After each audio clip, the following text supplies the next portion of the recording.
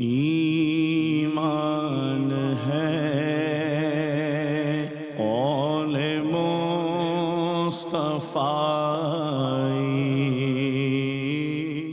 الحمد للہ رب العالمین والصلاة والسلام علی سید الانبیاء والمرسلین، اما بعد فاعوذ باللہ من الشیطان الرجیم، بسم اللہ الرحمن الرحیم۔ الصلاة والسلام علیک یا رسول اللہ وعلی آلک واصحابک یا حبیب اللہ۔ الصلاة والسلام علیک یا نبی اللہ وعلی آلک واصحابک یا نور اللہ۔ امیر المؤمنین خلیفہ ثانی حضرت عمر بن خطاب رضی اللہ تعالی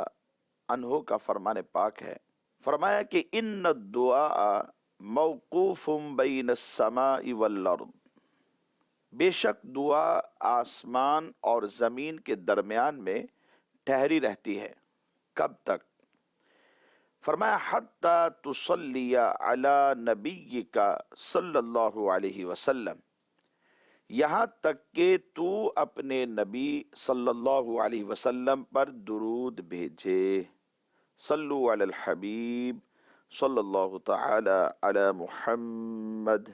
صلی اللہ علیہ وسلم۔ پیارے اسلامی بھائیوں، مدنی چینل کے ناظرین، یہ ہے پروگرام درس بخاری شریف۔ ہم آپ کو اس میں خوش آمدید کہتے ہیں۔ حصول ثواب کی خاطر بیان سننے سے پہلے اچھی اچھی نیتیں بھی فرما لیجئے کہ فرمان مصطفیٰ صلی اللہ تعالی علیہ وآلہ وسلم ہے، نیت المؤمن خیر من عملہ، مومن کی نیت اس کے عمل سے بہتر ہے۔ اس پروگرام میں آپ سماعت فرماتے ہیں صحیح بخاری شریف سے احادیث مبارکہ اور ان کا ترجمہ۔ اس کے ساتھ ساتھ معتمد شروحات کی روشنی میں آپ جان پاتے ہیں کہ نبی پاک صلی اللہ علیہ وسلم کی اپنے اس فرمان سے کیا مراد پیش نظر رہی۔ آئیے سماعت فرمائیے، کتاب المناقب ہے اور حدیث نمبر ہے 3587۔ اس حدیث مبارک کو حضرت سیدنا ابو ہریرہ رضی اللہ تعالی عنہ نے روایت کیا ہے، اور یہ روایت نبی پاک صلی اللہ علیہ وسلم سے کرتے ہیں۔ آقا دو عالم صلی اللہ علیہ وسلم نے یہ بات ایک موقع پر ارشاد فرمائی، لا تقوم الساعة حتى تقاتلوا قوما نعالهم الشعر وحتى تقاتلوا الترك صغار الأعين حمر الوجوه زلف الأنوف كأن وجوههم المجان المطرقة۔ نبی پاک صلی اللہ علیہ وسلم نے یہ بات ارشاد فرمائی کہ قیامت اس وقت تک قائم نہیں ہوگی جب تک تم ایک ایسی قوم کے ساتھ جنگ نہ کر لو جن کے جوتے بال کے ہوں گے، اور جب تک تم ترک سے جنگ نہ کر لو جن کی آنکھیں چھوٹی چھوٹی ہوں گی، چہرے ان کے سرخ ہوں گے، ناک ان کی چھوٹی ہوگی اور چپٹی ہوئی ناکیں ہوں گی، چہرے ایسے ہوں گے جیسے تہ باتہ ڈھال ہوتی ہے کہ ڈھال کو کاٹ دیا جائے پھر اس کے بعد وہ تہ بتہ بالکل سیدھی نظر آتی۔ اور اس سے اگلی حدیث مبارک 3588، اس میں نبی پاک صلی اللہ علیہ وسلم نے ارشاد فرمایا، وَتَجِدُونَ مِنْ خَيْرِ النَّاسِ أَشَدَّهُمْ كَرَاهِيَةً لِهَذَا الْأَمْرِ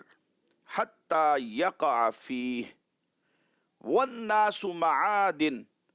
خِيَارُهُمْ فِي الْجَاهِلِيَّةِ خِيَارُهُمْ فِي الْإِسْلَامِ۔ اور فرمایا تم حکومت کے لیے سب سے زیادہ بہتر اس شخص کو پاؤ گے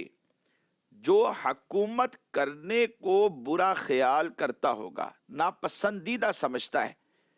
یعنی اس منصب کو خود کے لیے، اپنی ذات کے لیے پسند نہیں کرتا، یہاں تک کہ وہ اس میں واقع ہو جائے، اس میں پھنس جائے، اور پھر اس کے بعد فرمایا لوگوں کی مثال کان کی طرح ہے جو زمانہ جاہلیت میں شریف تھے، فرمایا وہ اسلام لانے کے بعد بھی شریف ہے۔ اس کے بعد تیسری حدیث مبارک ہے، نبی پاک صلی اللہ علیہ وسلم نے ارشاد فرمایا وَلَيَأْتِيَنَّ عَلَىٰ أَحَدِكُمْ زَمَانٌ لَأَن يَرَانِي أَحَبُّ إِلَيْهِ مِنْ أَن يَكُونَ لَهُ مِثْلُ أَهْلِهِ وَمَالِهِ، اور تم پر ایک ایسا زمانہ آئے گا، ایک ایسا دور آئے گا، ایک ایسا وقت آ جائے گا کہ تم میں سے کوئی اپنے سارے گھر بار اور مال و دولت سے بڑھ کر مجھ کو دیکھ لینا یہ زیادہ پسند کرے گا۔ سبحان اللہ، یعنی ایک دور ایسا آ جائے گا بندے کے نزدیک نبی پاک صلی اللہ علیہ وسلم کی جو زیارت ہے، آپ کی جو دید ہے، وہ زیادہ پسندیدہ ہوگی اس بات سے کہ اس کے پاس مال جمع ہو جائے، اور اس کے اہل و عیال سے بھی زیادہ اسے یہ بات محبوب ہو جائے گی۔ مدنی چینل کے ناظرین، ان 3 احادیث مبارکہ میں 4 باتوں کا ذکر ہے۔ ایک ترک سے جنگ ہے، دوسرا امر خلافت کو ناپسند سمجھنا، اور تیسری بات جو لوگ ہیں وہ ایک کان کی طرح ہے، کان کی مثال ہے، اور چوتھی بات نبی پاک صلی اللہ علیہ وسلم کے دیدار کی، آپ کی زیارت کی عظمت اور شرافت کا تذکرہ۔ ان چاروں باتوں کو سامنے رکھیں تو خلاصہ یہ نکلے گا کہ ان احادیث مبارکہ میں سرکار دو عالم صلی اللہ علیہ وسلم نے مستقبل کی خبریں دی ہیں، جن کو ہم پیش گوئیاں بھی کہتے ہیں، اور انہیں ہم غیب کی خبریں بھی کہتے ہیں، کہ اللہ تبارک و تعالیٰ کی عطا سے نبی پاک صلی اللہ علیہ وسلم نے ان واقعات کی خبریں ان کے ہونے سے پہلے دے دی۔ ان میں سے بعض تو وہ ہیں کہ جو واقع ہو چکے، اور بعض وہ ہیں کہ جو ابھی وقوع پذیر ہوں گے وقت کے ساتھ ساتھ، جب رب نے چاہا تب یہ واقع ہو جائیں گے۔ ان چاروں باتوں کے بارے میں آئیے کچھ مختصر تفصیل بھی میں عرض کرتا ہوں۔ پہلے ایک جنگ کا ذکر ہے، یہ جنگ جو ہے یہ قرب قیامت میں ہوگی، ترک سے ہوگی۔ اس سے مراد کیا ہے؟ مفسر شہیر حکیم الامت مفتی احمد یار خان نعیمی علیہ رحمۃ اللہ الوالی اس حدیث مبارک کو اپنی کتاب میں ذکر کر کے اس کی شرح کرتے ہوئے لکھتے ہیں کہ اس فرمان عالی کے چند معانی ہیں، چند مطالب ہیں۔ وہ کیا ہیں؟ فرمایا ایک یہ کہ اس قوم کے سر پر بال اتنے زیادہ ہو جائیں گے اور اتنے لمبے ہو جائیں گے کہ وہ لٹک کر پاؤں تک آ جائیں گے، اتنے دراز ہوں گے، گویا کہ وہ ان کے جوتے بن جائیں گے۔ جب وہ پاؤں تک آ جائیں گے تو دیکھنے والا کہے گا کہ بالوں کے جوتے پہن رکھے ہیں۔ اور دوسرا فرمایا کہ اس کا مطلب یہ ہے کہ ان کی پنڈلیوں پر بہت بڑے بڑے بال ہوں گے جو ان کے قدموں تک جوتوں کی طرح پہنچ رہے ہوں گے۔ پہلا سر کے بال ہی پاؤں تک جا رہے ہیں، اور دوسرا کہ پنڈلیوں پر بال ہوں گے، ان کی جو ساق ہے، جو ان کی پنڈلیاں ہیں، ان پر بال اتنے دراز ہو جائیں گے وہ پاؤں کے ساتھ جا کر لگیں گے، گویا کہ جوتے بن جائیں گے۔ اور فرمایا تیسرا یہ ہے کہ ان کے جوتے بے چھلی ہوئی کھال کے ہوں گے، یعنی اس کھال کو چھلا نہیں گیا ہوگا، اور اس سے بال جو لگے ہوئے تھے جانوروں کے انہیں دور نہیں کیا گیا ہوگا، یعنی خچر کی کھال والے چمڑے کے جوتے انہوں نے پہنے ہوئے ہوں گے۔ یہ تیسرے معنی کے اعتبار سے اگر ان کو دیکھا جائے، ڈٹولا جائے اور مزید شروحات کو دیکھا جائے تو حضرت مفسر شہیر فرماتے ہیں کہ یہ جو معنی ہے تیسرا، یہ زیادہ قوی ہے اور زیادہ مضبوط ہے۔ اور یہاں جو ترک کہا گیا کہ ترک قوم سے جنگ کرنا، اس کے بارے میں مفسر شہیر نے فرمایا کہ یہ جو ترک ہیں یہ یاجوج ماجوج کا ایک قبیلہ ہوگا، یعنی وقت گزرنے کے ساتھ ساتھ نظام ایسا بن جائے گا، سسٹم ایسا بن جائے گا کہ لوگ جاتے چلے جائیں گے، اقوام بدلتی چلی جائیں گی، اور پھر وہاں پر ایسے لوگ آ جائیں گے کہ جو یاجوج ماجوج کا ایک قبیلہ ہے۔ یاجوج ماجوج کے اصل میں 22 قبیلے ہیں۔ 21 جو قبائل تھے ان پر ذوالقرنین بادشاہ نے دیوار بنائی تھی اور ایک قبیلہ چھوڑ دیا، اسی قبیلے کو چھوڑ دیا جس کا تذکرہ ابھی کیا جا رہا ہے، اس لیے اسے ترک کہا جاتا ہے۔ یہاں پر ترک بمعنی متروک، یعنی باہر چھوڑا ہوا ایک قبیلہ۔ لہذا حدیث بالکل واضح ہو جاتی ہے کہ اس سے مراد کیا ہے، یاجوج ماجوج کا وہ قبیلہ ہے جو ذوالقرنین بادشاہ نے جب دیوار بنائی تو اسے باہر چھوڑ دیا تھا۔ اور ان کی شکل و صورت کے بارے میں آپ نے ارشاد فرمایا کہ وہ بہت ہی بد صورت ہوں گے، چہرے سرخ، آنکھیں چھوٹی، ناک چپٹی اور چہرے بالکل گول مٹول ہوں گے جیسے کٹی ہوئی ڈھال ہوتی ہے، کیونکہ اگر ڈھال کو بالکل کاٹ دیا جائے سائیڈوں سے تو وہ بالکل گول ہو جاتی ہے اور سامنے نظر آتی ہے۔ اور مرقات میں علامہ علی قاری رحمۃ اللہ تعالی علیہ نے اس حوالے سے فرمایا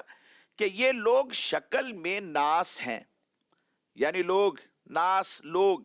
مگر سیرت میں نستاس ہیں، یعنی جو بن مونس ہوتے ہیں یا بن مونس ہوتے ہیں یہ ان کی طرح سے نہایت ہی فسادی خونخوار یہ جنگجو ہیں، یعنی ایسے لوگ ہوں گے کہ جو خون خار ہیں، بندے کو چیر پھاڑ کے رکھ دیں گے۔ اور یہ کب آئیں گے؟ قرب قیامت۔ اگلی حدیث مبارک سے یہ بات معلوم بھی ہو رہی کہ یہ جو لوگ ہیں یہ خوز اور کرمان سے نکلیں گے، اور خوز اور کرمان یہ سب خراسان اور بحر ہند کے علاقے ہیں۔ اور حدیث مبارک انہی سے حضرت سیدنا ابو ہریرہ رضی اللہ تعالیٰ عنہ سے مروی ہے، آپ کہتے ہیں ان النبی صلی اللہ علیہ وسلم قال لا تقوم الساعة حتى تقاتلوا خوزا وكرمان من الاعاجم حمر الوجوه فتس الانوف صغار الاعین وجوہهم المجان المطرقہ نعالهم الشعر۔ فرمایا کہ سرکار دو عالم صلی اللہ علیہ وسلم نے یہ بات ایک موقع پر ارشاد فرمائی تھی کہ قیامت اس وقت تک قائم نہیں ہوگی جب تک تم ایک قوم کے ساتھ جنگ نہ کر لو اور وہ شہر خوز اور کرمان والے ہیں، چہرے ان کے سرخ ہوں گے، ناک ان کی چپٹی ہوگی، آنکھیں چھوٹی ہوں گی اور چہرے ایسے ہوں گے جیسے تہ بتہ ڈھال ہوتی ہے۔ اور فرمایا جو ان کے جوتے ہیں وہ بالوں کے ہوں گے۔ اور اس کی وضاحت بھی آپ کو حضرت مفسر شہیر حکیم الامت رحمت اللہ تعالی علیہ کی وضاحت سے کر دی گئی ہے۔ دوسری بات امر خلافت سے ناپسندیدگی کا اظہار کرنا۔ حضور فرماتے ہیں وَتَجِدُونَ مِنْ خَيْرِ النَّاسِ أَشَدَّهُمْ كَرَاهِيَةً لِهَذَا الْأَمْرِ حَتَّى يَقَعَ فِيهِ، اور تم حکومت کے لیے سب سے زیادہ بہتر اس شخص کو پاؤ گے جو اپنی ذات کو اس کام میں واقع ہونے کے لیے ناپسند سمجھتا ہو، یہاں تک کہ وہ اس میں پڑ جائے۔ اپنی ذات کے لیے وہ یہ فیل کر رہا ہے کہ میں اس کا اہل نہیں ہوں، کیونکہ عدل و انصاف کرنا پڑتا ہے اور بہت مشکل مراحل ہوتے ہیں۔ شارحین حدیث نے حدیث مبارکہ کی وضاحت کرتے ہوئے شرح کرتے ہوئے بیان فرمایا کہ اس حدیث میں یہ ذکر ہے کہ سب سے عمدہ لوگ، سب سے بہترین لوگ وہ ہوں گے جو امارت کو، حکومت کو، سرداری کو سب سے زیادہ ناپسند خیال کرتے ہوں گے۔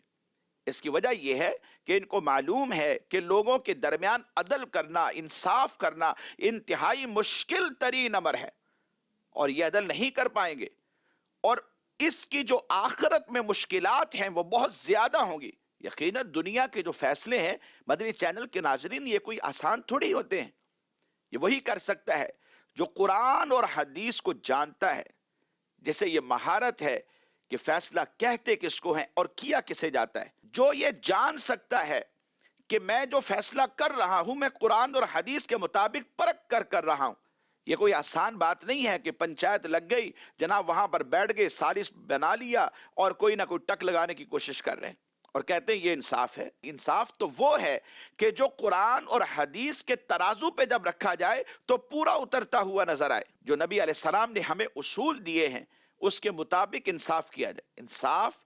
انصاف اتنی اہم چیز ہے کہ ایک شخص اس بات سے ڈر رہا ہے کہ کہیں ایسا نہ ہو کہ کرسی صدارت پر جب میں بیٹھوں تو میں انصاف نہ کر پاؤں، اور پھر کل بروز قیامت کی جو مشکلات ہے وہ میرے سر پہ آ جائے اور میرے لیے یہ مشکل ہوگا، نفسا نفسی کا عالم میں حساب کیسے دوں گا۔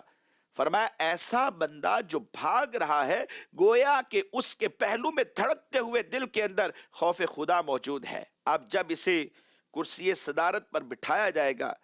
عدالت کی کرسی پر اسے براجمان کیا جائے گا، تو یہ اللہ سے ڈر کر فیصلے کرے گا، اور جس کے پاس خوف خدا ہے وہ کہیں نہ کہیں کسی نہ کسی طریقے سے وہ حق اور سچ کے مطابق فیصلہ کرنے کی کوشش کرے گا۔ اور تیسری جو بات ہے وہ حدیث مبارک میں بیان فرمائی، وَالنَّاسُ مَعَادٍ، حدیث نمبر ہے 3588۔ لوگوں کی مثال کان کی طرح ہے، سونے اور چاندی کی کانیں ہوتی ہیں جن سے سونا نکالا جاتا ہے۔ سو ان میں سے جو زمانہ جاہلیت میں نبی پاک صلی اللہ علیہ وسلم نے ارشاد فرمایا کہ فضیلت کے حامل تھے، اچھے تھے، ان کا شمار شرفاء میں ہوتا تھا، عدل و انصاف کرتے تھے اور درد دل رکھنے والے لوگ تھے، اسلام قبول کرنے کے بعد اس کی جو فضیلت ہے وہ اب بھی قائم ہی رہے گی، بشرطے کہ وہ فقیہ بن گئے ہوں۔ مسلم کی حدیث مبارک میں اس طرح کی قید بھی لگائی گئی۔ علامہ علی قاری رحمۃ اللہ تعالی علیہ اس حدیث کی شرح لکھتے ہوئے فرماتے ہیں کہ انسانیت کے حوالے سے معدن سے مراد انسانی جبلتوں کا جوہر اور خیر کی وہ فطری استعداد ہے جسے مسلسل تربیت و ریاضت سے نکھارا جاتا ہے، اسے تربیت کی جاتی ہے، اسے سکھایا جاتا ہے، اس کا ذہن بنایا جاتا ہے، مختلف مراحل سے گزارا جاتا ہے، پھر وہ نکھر جاتا ہے۔ جیسے سونا، چاندی، ہیرے، جواہرات زمین میں چھپے ہوتے ہیں، پھر انہیں نکالا جاتا ہے، ان کی تراش خراش کی جاتی ہے، ان کے اندر کھوٹ جو ہوتا ہے اسے دور کیا جاتا ہے، اسے نکالا جاتا ہے، انہیں پالش کر کے بالکل چمکا دیا جاتا ہے۔ سو وہی پتھر جو پاؤں کی ٹھوکر پر تھا، لوگ اس کے اوپر سے گزرا کرتے تھے، اس کے اوپر بیٹھا کرتے تھے، لیکن کسی کو نہیں پتا کہ یہ پتھر کیا حیثیت رکھتا ہے۔ وہی پتھر ہے جو پاؤں کی ٹھوکر پہ تھا، بادشاہوں کے تاج میں سجایا جاتا ہے اور گلے کا ہار بن جاتا ہے، امراء اسے پہنتے ہیں اور اپنے سر پہ تاج کی شکل میں سجاتے ہیں۔ مگر جوہر کامل کو تلاش کرنے اور نکھارنے کے لیے جوہری ہونا چاہیے۔ ماہر آدمی قرآن اور حدیث سے بھی مسائل ایسے تھوڑی نکل آتے ہیں، ہر شخص کے پاس ملکہ نہیں ہوتا، وہی نکال سکتا ہے کہ جو ماہر ہے، جس نے سیکھا ہے، قرآن اور حدیث سے جو اصول ہوتے ہیں اخذ کیے ہیں اور پھر ان کو سمجھا ہے، اس کے مطابق لے کر کے چلتا ہے، اور ایک پورے نظام اور سسٹم کے تحت جو شریعت مطہرہ کے قاعدے اور قانون ہیں ان کے مطابق عمل کرنے کی کوشش کرتا ہے، وہ نکالتا ہے۔ ہر شخص کے پاس یہ اختیار نہیں ہوتا کہ جس نے 2 سپارے پڑھ لیے بس وہ کہے کہ جناب میں تو ماسٹر بن گیا، اب میں قرآن سے ہی مسائل اخذ کر سکتا ہوں، خود اپنی ذات سے، اپنے ذہن سے، اپنی اٹکل سے نکال سکتا ہوں۔ ایسا نہیں ہے، اس کے لیے ماہر کی ضرورت ہوتی ہے۔ فارسی کی ایک ضرب المثل ہے کہ سونے کی قدر سونار جانتا ہے، یہ اس کا ترجمہ ہے، قدر زر زرگر شناسد، کہ جو سونا ہوتا ہے اس کی قدر سونار جانتا ہے، اور ہیرے کی قدر جوہری جانتا ہے، اسے پتا ہے۔ ہیرے کو تاج کی زینت بننے تک کے کئی مراحل ہوتے ہیں، ان سے گزارا جاتا ہے۔ تو اس پر علامہ علی قاری رحمۃ اللہ تعالی علیہ نے ارشاد فرمایا کہ نبی اکرم صلی اللہ تعالی علیہ وآلہ وسلم انسانوں میں اللہ تبارک و تعالی کی طرف سے ودیت کیے ہوئے جوہر کمال کے شناور تھے، اور وہ اللہ تبارک و تعالی کی عطا کردہ ملکہ اور علم سے جان لیتے تھے کہ کون سا انسانی ہیرا کس شعبے میں کمال رکھتا ہے، الحمدللہ، اور اس کی استعداد کو کیسے نکھارا جا سکتا ہے۔ چنانچہ وہ وقت بھی آیا کہ جب نگاہ نبوت نے حضرت سیدنا عمر بن خطاب رضی اللہ تعالیٰ عنہ کی شخصیت کے جوہر کمال کو پہچان لیا، اسی لیے اللہ تبارک و تعالیٰ کی بارگاہ میں دعا کی، اللہم اعز الاسلام بعمر، تو اللہ تبارک و تعالیٰ نے اس دعا کو قبول فرمایا اور اسلام کو حضرت عمر بن خطاب رضی اللہ تعالیٰ عنہ کی برکت سے غلبہ حاصل ہوا۔ حضرت عبداللہ بن مسعود رضی اللہ تعالیٰ عنہ آپ بیان کرتے کہ ہم اپنی کمزوری کے باعث کعبہ کے پاس نماز نہیں پڑھ سکتے تھے، یہاں تک کہ عمر بن خطاب رضی اللہ تعالیٰ عنہ نے جب اسلام کو قبول کر لیا تو وہ اسلام لانے کے بعد قریش کے مقابل آ گئے، تو انہوں نے قریش سے مقابلہ کیا اور پھر انہوں نے کعبہ کے پاس جا کر کے نماز پڑھی تھی، اور ہم نے بھی ان کی معیت میں ان کے ساتھ جا کے کعبہ مشرفہ کے پاس نماز ادا کی۔ حضرت مولا المسلمین مولا مشکل کشا علی المرتضیٰ شیر خدا رضی اللہ تعالیٰ عنہ سے روایت ہے کہ حضرت عمر بن خطاب رضی اللہ تعالیٰ عنہ کے سوا میں کسی کو نہیں جانتا کہ جس نے اعلانیہ ہجرت کی ہو، پس جب انہوں نے ہجرت کا ارادہ کیا تو تلوار انہوں نے لٹکا لی، کمان انہوں نے باندھی، تیر ہاتھ میں لیے اور کعبہ میں آئے، جبکہ اشراف قریش جو تھے وہ اس وقت صحن کعبہ میں موجود تھے۔ انہوں نے بیت اللہ کے 7 چکر لگائے، 7 پھیرے لگائے، پھر مقام ابراہیم پر 2 رکعت نماز ادا کی، پھر ایک ایک کر کے وہ جو صحن کعبہ میں قریش کے لوگ کھڑے ہوئے تھے، کچھ بیٹھے ہوئے تھے، ان کے پاس جا کر ان سے کہا تمہارے چہرے رسوا ہو جائیں گے، تم میں سے جو چاہتا ہو کہ اس کی ماں اس پر روئے اور اس کے بچے یتیم ہو جائے اور اس کی بیوی جو ہے وہ بیوہ ہو جائے تو حدود حرم سے باہر آ کر وہ میرا سامنا کر لے۔ لیکن کوئی بھی یہ طاقت نہیں رکھتا تھا کہ ان کا مقابلہ کر سکے، انہیں روکنے کے لیے کوئی بھی آگے نہیں بڑھا۔ تو نبی پاک صلی اللہ علیہ وسلم نے پہچانا، آپ نے نور نبوت سے یہ دیکھا، اور حضرت عمر بن خطاب رضی اللہ تعالی عنہ کے اسلام لانے کے لیے اللہ کی بارگاہ میں دعا کی اور رب نے قبول بھی فرمائی۔ بادشاہین حدیث نے لکھا کہ جس طرح سونے چاندی کو آگ کی بھٹی میں مختلف عوامل اور حالتوں سے گزارا جاتا ہے تب کہیں جا کر خالص سونا چاندی تیار ہوتے ہیں، اسی طرح اہل ایمان بھی مختلف تکالیف سے مشقتوں کو برداشت کرتے ہوئے نکلتے ہیں اور نکلنے کے بعد اعلیٰ درجے کے ایمان والے بن جاتے ہیں۔ اور چوتھی بات فرمایا نبی پاک صلی اللہ علیہ وسلم کے دیدار کی عظمت و شرافت ہے، اور تم پر ایک ایسا دور آ جائے گا، ایسا زمانہ آئے گا کہ تم میں سے کوئی اپنے سارے گھر بار، مال و دولت، اہل و عیال سے بڑھ کر مجھ کو دیکھ لینا یہ زیادہ پسند کرے گا۔ تو یہ بھی حضور کا معجزہ ہے اور اسے معجزہ ہی شمار کریں گے۔ الحمدللہ آج ادنا مسلمان بھی اللہ کے نبی صلی اللہ علیہ وسلم کے رخ روشن کی جھلک دیکھنے کے لیے بے چین و بے قرار رہتا ہے۔ یہ مال و دولت بھی کیا چیز ہے، 1000 جانیں بھی نبی پاک صلی اللہ علیہ وسلم پر قربان کر دینا باعث فخر و سعادت ہے۔ اور یہ کیوں نہ ہو، سیدی اعلیٰ حضرت فرماتے ہیں اللہ کی سر تاب قدم شان ہے، یہ انسان ہی انسان، وہ انسان ہے یہ۔ قرآن تو ایمان بتاتا ہے انہیں اور ایمان یہ کہتا ہے میری جان ہے یہ۔ دعا ہے کہ اللہ تبارک و تعالی ہمیں بھی دنیا و آخرت میں نبی پاک صلی اللہ علیہ وسلم کے دیدار سے مشرف فرمائے اور ہمیں نبی پاک صلی اللہ علیہ وسلم کے جھنڈے تلے، آپ کے لواء تلے جگہ نصیب فرمائے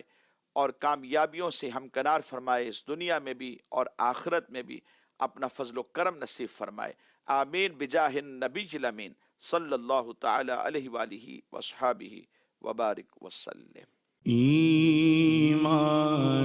ہے قول مصطفیٰ